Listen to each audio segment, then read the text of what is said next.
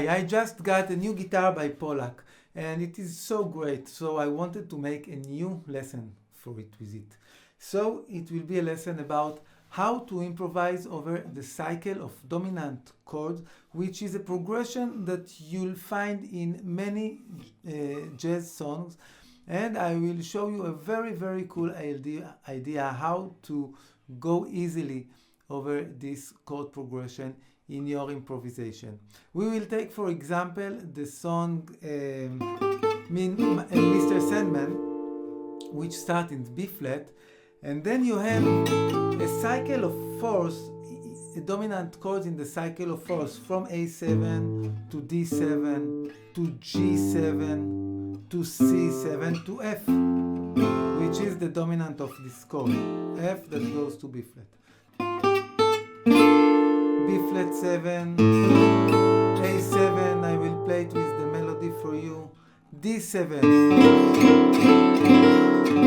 goes to G7, the melody is the flat 13, goes to C7, the melody is the 13, and F7, the melody is here, you see, the 13, and B flat.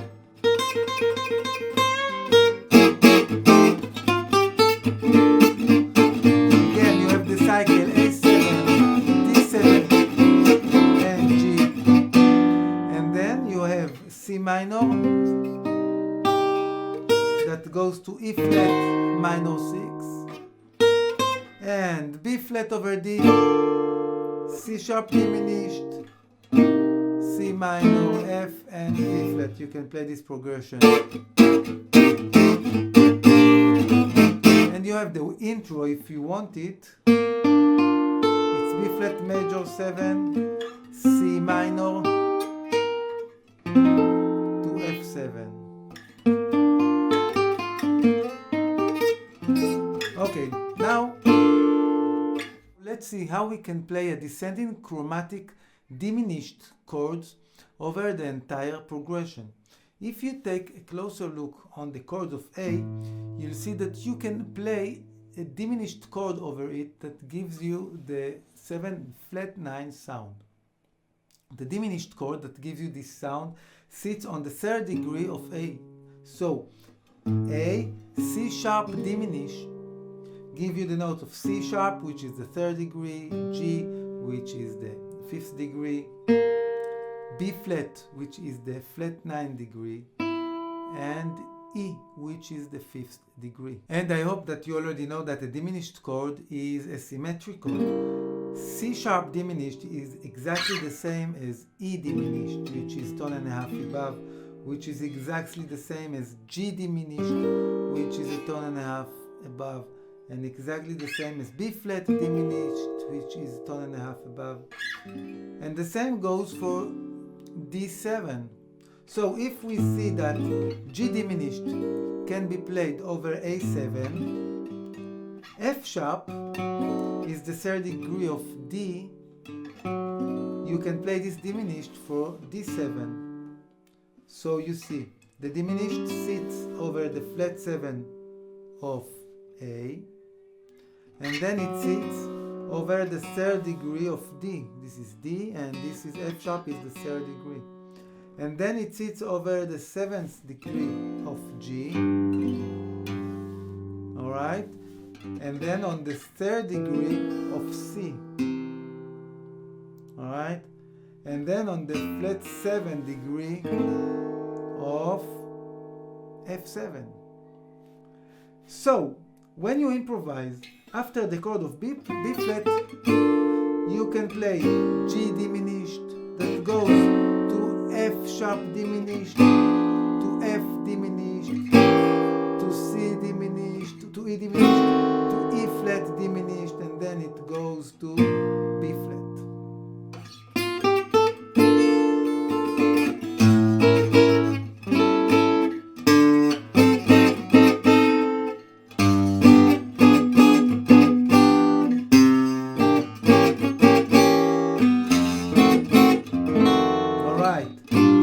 So you can use it in your accompaniment and or play it as chords, but you can also use it in your improvisation.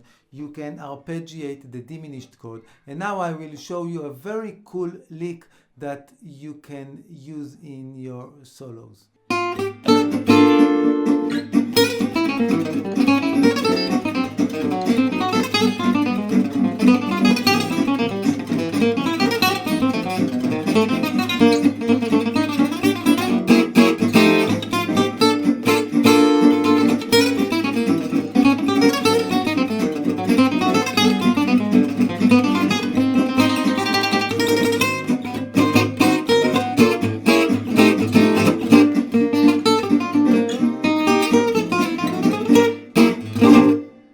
Okay, well, I exaggerated. I played the same lick over all the chords. You can play it over one or two. You don't have to play it over all the chords, but you see that it sounds great.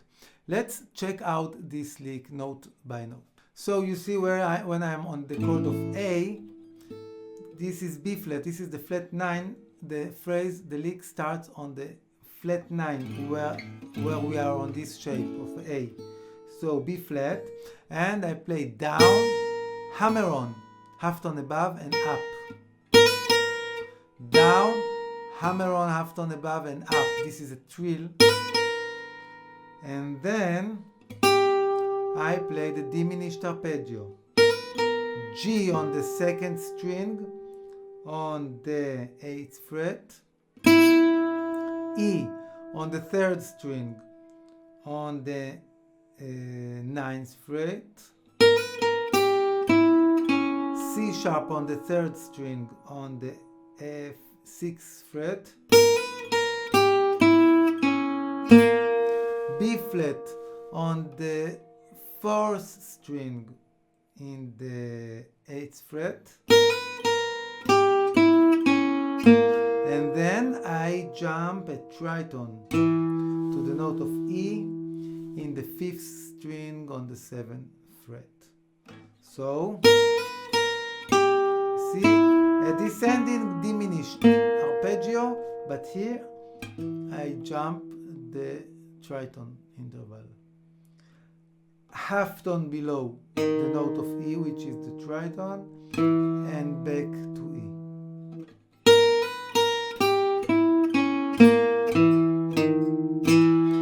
Then I play an ascending diminished arpeggio. From E, I go to G.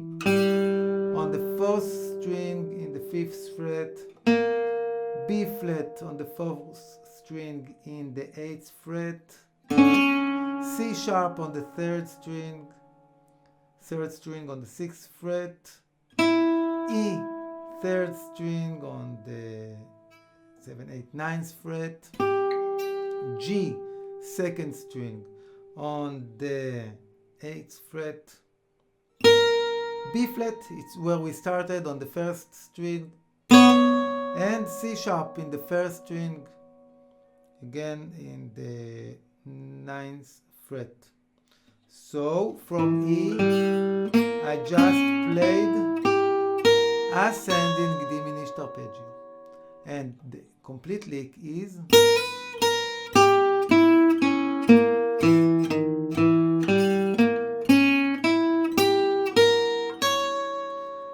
alright. And then when you go to play D7, this is the shape of D7, you start the same lick but from the 5th degree of D. So the complete phrase just moves half step below. And it starts on the 5th fret and it is exactly the same.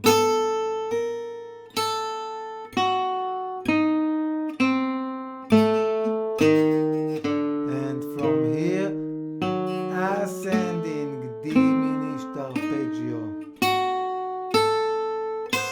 And then it goes to the chord of G7, and again I will start from the flat 9. My root is on the 6th string, I play this G, and I start on the flat 9. Same lick, exactly the same lick.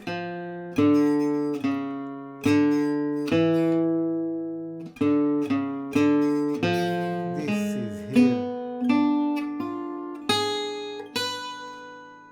and then I move to C7. I play exactly the same lick from the 5th degree of C7.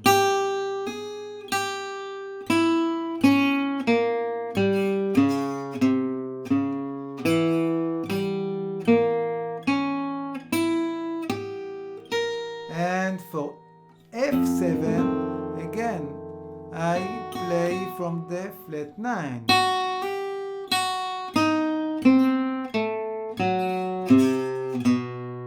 Same lick exactly. Alright, and then it resolves to B flat. Let's take it slowly, the whole progression, and try to play it with me after you practice this lick. 1, 2, 3, 4. That was for A, and this is for D.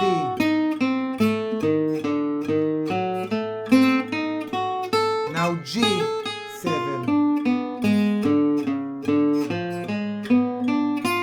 C7,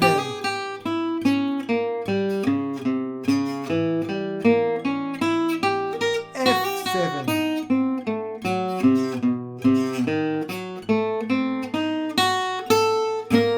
and we are in G. Little bit faster.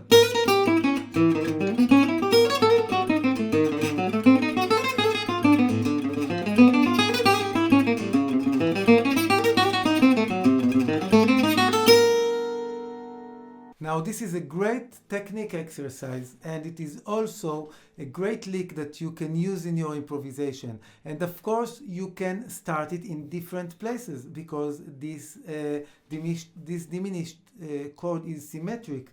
So you can start from this A7, for example.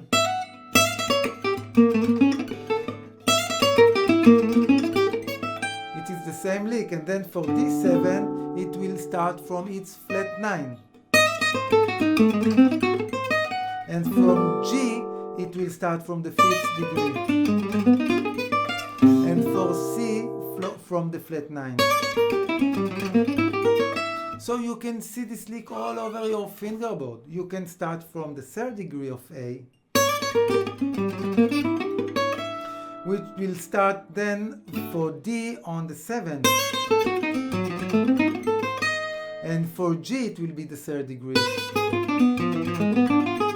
And for C7 it will be the 7th. So you see, this is a lick that you can play it in different places on your fingerboard and just play descending ground. Now, of course, it's only one idea. You can play whatever you want using this diminished scale and create the licks that you want. You can repeat the same lick each time, like I did, like I showed you now in this exercise, or you can play a different lick for each diminished. But you see that it's very easy to play over this cycle of dominant, seeing the diminished shapes. All right?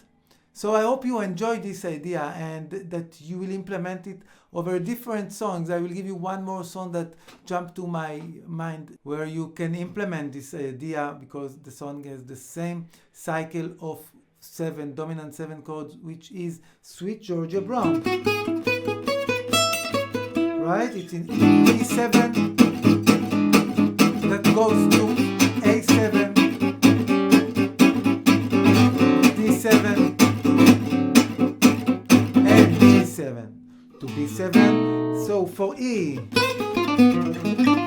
I will play twice A,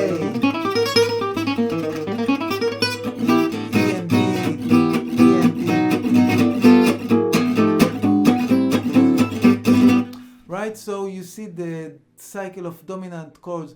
You can use this idea whenever you want. Okay, if you have questions, don't hesitate and write your comment here below and I will answer you. And I will see you in my other videos. Bye bye.